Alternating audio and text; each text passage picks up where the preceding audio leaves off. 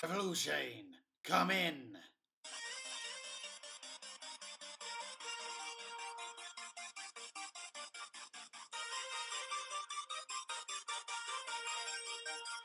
Revolution, come in. Hello guys and welcome to all those training to become a Super Saiyan. Welcome to Revolution, and on this video we are going to be discussing Son Goku's speed and how fast he truly is. Now, I have recently done a Goku and Superman fusion video where I discuss Goku's speed, but to be brutally honest, in that video I lowballed Goku as much as I possibly could. In this video I won't be doing that. It's time for the down players of Goku to just stop and STFU, and this video hopefully will help do that. Now, the best way to gauge what Goku's speed is to find a point in his history where he's travelled from point A to point B, and this fiat has been used many a time throughout many people's theories, yet they constantly get it wrong, especially Screw Attack. Anyway, I won't delve too far into that, but when he travelled from King Kai's planet back to King Yema's planet to get back to planet Earth, he travelled simply from point A to point B in a certain amount of time. Therefore, we can gather his speed and then use the subsequent transformations to multiply his speed accordingly. So, the Serpentine Path, Snake Way. Goku travelled this path twice. The first time was on his way to King Kai's planet, and the second was back from King Kai's planet to King Yema's to get back through the portal to planet Earth, where Gohan, Krillin and the rest of the cast were under attack from Vegeta and Nappa. Now, on the way back from King Kai's planet, King Kai himself estimated that at Goku's current power level after training on his planet, that it would take Goku 2 days to fly over the whole distance of Snake Way. Now, there is a legend that says Snake Way is only 1,000,000 kilometers. Well, I want to point out the key word in that sentence. It is a legend. Toriyama has since gone on to state that the universe in Dragon Ball is the same size as our very own, which means the cosmos is exactly the same size as the universe. Now, in this picture here depicts the macrocosm put forward by Toriyama in the Daizenshu. Now, Toriyama has said that this picture hasn't been drawn exactly to scale, but I think if you look at the top half, Snake Way protrudes quite far from the check-in station of King Yema. However, I feel to get the best and fairest distance for how far King Kai's planet is in, I think you could say that it's in the centre of his quadrant of the universe. So if the check-in station's in the middle, and then from the check-in station to the end of the universe is half the universe, if North Kai's planet is in the centre of that half, it makes it a quarter of the way across the universe. Now, why do I say a quarter of the way across the universe? Well, I think if it's halfway across his own quadrant, that will give him the best vantage point to watch over his quadrant. So basically, Goku travelled a quarter of the universe during that 2-day trip back from King Kai's planet. Now we need to find out what size the universe is. Now, the radius of the observable universe has been measured by the WMAP and Planck satellites. And basically, the measurements they've come up with is that the universe is 13.8 billion light years across. So now we need to get a quarter of that 13.8 billion figure. Well, a quarter of that figure is 3.425 billion. So 3.425 billion light years across is what Goku travelled. So Goku did this in 2 days according to King Kai's estimation, and why would you doubt King Kai? He is a god after all. So to get the speed of Goku, you have to divide a regular year, 365 days, by 2. And in this case, we're going to round it down to 180 for ease of use. Then we take the distance travelled, 3.425 billion, and times it by 180. The answer we get is 616,500,000,000 times the speed of light. Now, simply anybody who's watched Dragon Ball knows Goku's got a lot stronger and faster since that Snake Way fiat. Now, upon arriving back on Earth, we get one of the most famous lines in all of Dragon Ball. It's over 9,000, stated by Vegeta. That's a misconception. According to the manga, it's only 8,000.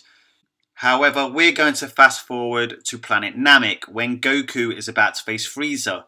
In the Daizenshu, it states that Goku's power level at his base is 3 million.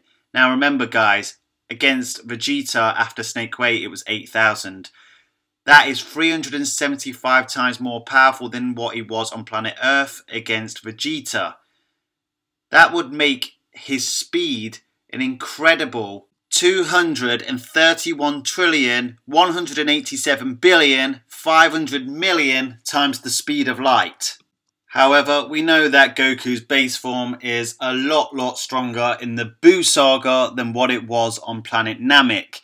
Now, there isn't any official figures for what Goku's base power level is in the Buu Saga, as the power scouters generally got cast out after the Frieza Saga.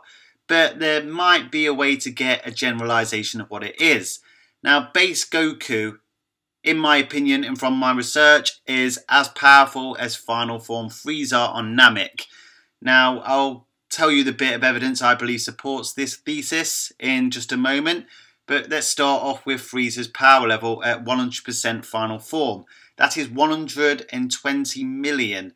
That is 40 times Goku's base power level on Namek of 3 million. Now, in the Buu Saga, the Supreme Kai states to Vegeta that he could one-shot final form Frieza. And now, the Supreme Kai's attendant, Kibito Kai, also looks down upon mortals, and as he is a Kai, you would think he would know who Frieza is, and Frieza's a mortal.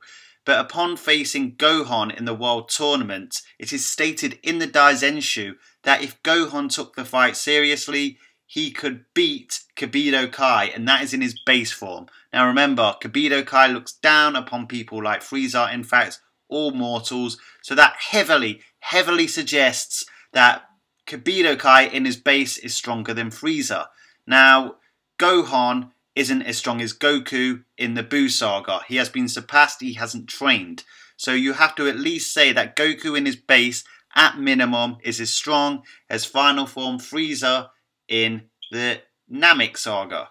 So to get Goku's base speed in the Buu Saga, you have to times 231,187,500,000,000 times 40, which puts base Goku in Buu Saga at 9,247,500,000,000,000 times the speed of light.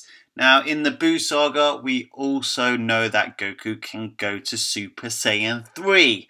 Now, that is a 400 times base multiplier. So when you times base Goku in the Buu Saga times 400, you get 3,699,000,000,000,000,000 times the speed of light as a Super Saiyan 3 in the Buu Saga. Now, at the start of Dragon Ball Super, to face off against Beerus, he transforms into a Super Saiyan God through a ritual. And we once again don't have an official power level on the power of a Super Saiyan God, but there is a way we can get a generalization of the kind of power that this possesses. And that is basically by the fact that after being defeated by Beerus on King Kai's planet, Goku states that fusion will not work versus Beerus. So therefore, a Super Saiyan Vegito from the Buu Saga will not work against Beerus. So to get Super Saiyan Vegito, what you have to do is times a Super Saiyan 2 Vegeta from the Buu Saga times Super Saiyan 3 Goku from the Buu Saga. Now to get Vegeta's Super Saiyan 2 speed, you literally divide Super Saiyan 3 Goku speed by 4 and you'll get a good rough estimation. That would put Vegeta's speed as a Super Saiyan 2 at 924,750,000,000,000,000. Now times that by Goku Super Saiyan 3 speed, 3,699,000,000,000,000. that equals a mammoth 300 decillion, 420 decillion, 650 nonillion, 250 octillion times the speed of light. Times that by 50 for the Super Saiyan multiplier, you get 171 undecillion, 32 decillion, 512 nonillion, 500 octillion times the speed of light. Now, in all fairness, Super Saiyan God didn't exactly beat Beerus either, so technically Super Saiyan God was also not enough to take down Beerus. But even though it's highly suggested it is stronger, we will say it is the same power as Super Saiyan Vegito from the Buu Saga, for argument's sake. So, that is how fast Super Saiyan God Goku is at a very minimum. Now, Super Saiyan Blue, we don't have an official multiplier for that either. Remember guys, some of these things from Dragon Ball Super simply haven't been fully explained to us yet. But at a very minimum, you have to say it is at least a 2 times multiplier. Now, I don't believe it works the same as the regular Super Saiyan multiplier, which is a multiplication of 50. But let's say it's a 2 times multiplier for now. I accept that this could get completely retconned and it can be completely wrong. So with an extremely low ball Super Saiyan Blue multiplier, that puts his speed at 342 undecillion, 65 decillion, 25 nonillion times the speed of light, times 10 for when he uses Kaioken, times 10 versus hit in the Universe 6 versus Universe 7 tournament. That would put his Snake Wave Fiat speed using Super Saiyan Blue Kaioken times 10 at an unprecedented 3 duodecillion, 420 undecillion, 650 decillion, 250 nonillion times the speed of light.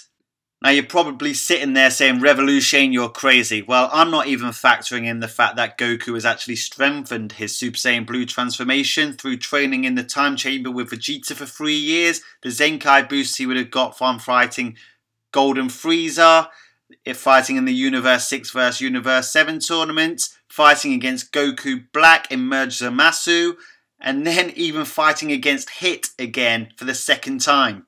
And not only that, when Goku was travelling back from Snake Way from King Kai's planet, he was suppressed trying to save energy for the fight that was to come, and even flew the flying Nimbus. So that would be Goku's equivalent speed from flying from point A to point B as a Super Saiyan Blue Kaioken times 10. Obviously his speed relies on the fact that his transformations have a certain amount of stamina, as well as the fact that he was able to reach those speeds in the cosmos because he was dead and was able to breathe in the cosmos. He cannot breathe in the vacuum of space, at least that's not been proven so as of yet.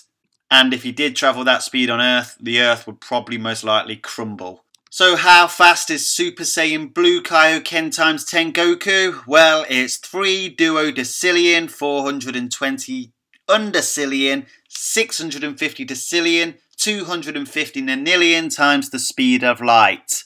Thanks for watching guys, I hope you enjoyed this video. If you haven't subscribed already, hit that subscribe button. That subscribe button is like your very own personal Zeno button.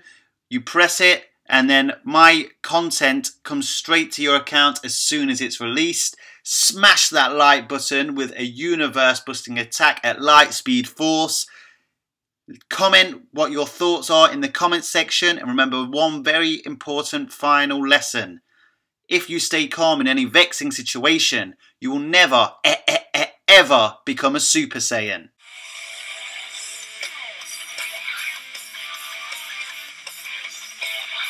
Hey guys, Revolution again. Check out some of these videos on your screen right now for some more awesome Revolution Dragon Ball content.